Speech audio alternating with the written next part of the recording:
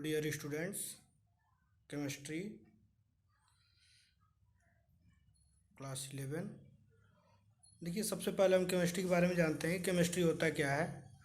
आप लोग टेंथ के बाद तुरंत 11th में आए हैं, और तो देखिए केमिस्ट्री जो होता है, मुख्य रूप से आपको 3 पार्ट्स के बारे में पढ़ना है। फिजिकल केमिस्ट्री, इनऑर्गेनिक केमिस्ट्री और ऑर्गेनिक केमिस्ट्री। फिजिकल मीन्स भौतिकी रसायन, अकार्बनिक रसायन और कार्बनिक रसायन। देखिए, इन आपको जितने भी सिलेबस में जो कुछ भी पढ़ना है उसको हम फिजिकल और इनऑर्गेनिक ऑर्गेनिक के कैटेगराइज किए हैं। तो फिजिकल केमिस्ट्री में आपका फर्स्ट चैप्टर है some basic concept of chemistry, structure of atoms, state of matter, thermodynamics, chemical equilibrium और रेडॉक्स रिएक्शन। ये जितने भी चैप्टर्स हैं ये सब आपके फिजिकल केमिस्ट्री के अंतर्गत आएंगे। उसके बाद से इनऑर्गेनिक केमिस्ट्री जो है वो होता है आपका physical properties, periodic properties, chemical bonding और एस ब्लॉक एलिमेंट्स और पी ब्लॉक एलिमेंट्स, आपको ये पढ़ना है। और ऑर्गेनिक केमिस्ट्री में आपका दो ही चैप्टर पढ़ना है। जनरल ऑर्गेनिक केमिस्ट्री, इसका नाम बहुत बड़ा है, लेकिन हम इसको शॉर्ट में बता रहे हैं कि इस चैप्टर को हम बोलेंगे जनरल ऑर्गेनिक केमिस्ट्री। और जो दूसरा चैप्टर है वो है आपका हाइड्रोकार्बन, और ये आपके सेकेंड पार्ट का अंतिम चैप्टर है।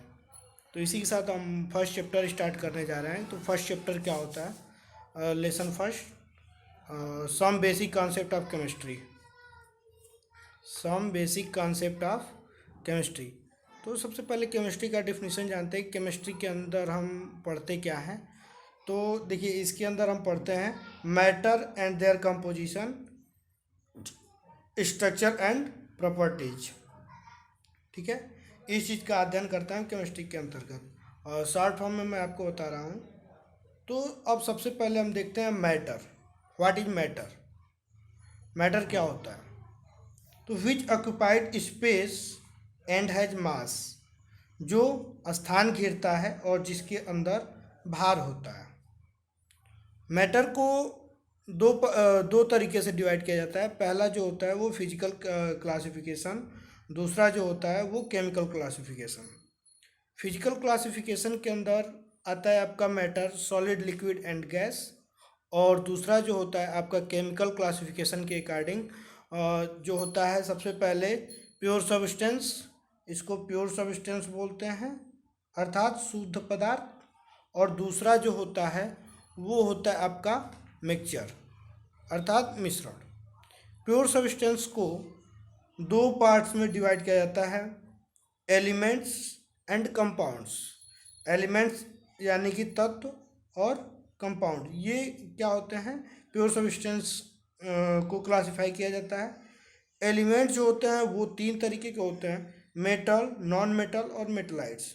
मेटल जो होता है वो धातु होता है, नॉन मेटल जो होता है वो अधातु होता है, और मेटलाइट्स जो होता है वो उपधातु होता है। अर्थात ये मेटल, नॉन मेटल, मेटलाइट्स के बारे में आप क्लास 10th में पढ़ चुके हैं। मेटल के अंदर चमक होती है, ये घातवर्धनीय होता है, ये घातवर्धनीय होता है अर्थात इसको पीटने पर ये क्या होता है, अपना स्ट्रक्चर किसी भी नए स्ट्रक्चर में ढल जाता है। नॉन मेटल जो होता है ये भंगुर होता है, ये इसको पीटने पर ये क्या होता है, फूट जाता है। और मेटलाइट्स के अंदर क्या होते हैं, धातु और अधातु दोनों के गुण पाए जाते हैं, इसलिए इसको मेटलाइट्स बोलते हैं। अब देखते हैं कंपाउंड्स। कंपाउंड्स क्या होता है? कंपाउंड्स को 2 पार्ट्स में डिवाइड किया जाता है, पहला ऑर्गेनिक कंपाउंड्स और दूसरा इनऑर्गेनिक कंपाउंड्स। ठीक है, अर्थात कार्बनिक यौगिक और अकार्बनिक यौगिक, इसके बारे में विस्तार से पढ़ा जाएगा। और अब देखते हैं मिक्सचर। मिक्सचर को 2 पार्ट्स में डिवाइड किया जाता है, होमोजीनियस मिक्सचर और हेट्रोजीनियस मिक्सचर।